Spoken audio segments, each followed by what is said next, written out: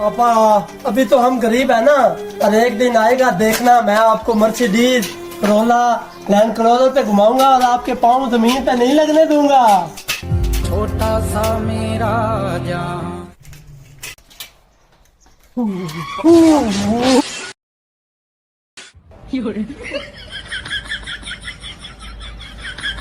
अब मेरा कहने का मकसद ये था कि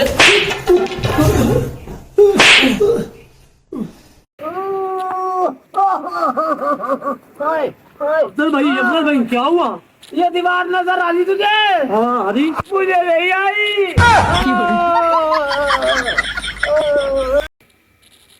अफजल भाई 1 मिनट के लिए मोटरसाइकिल दे दो यार, जल्दी है।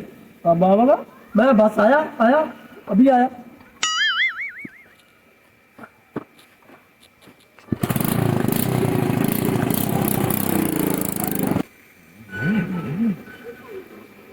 हाँ आया नहीं अभी।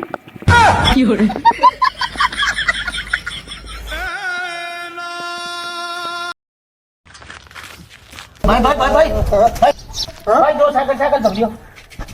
1 2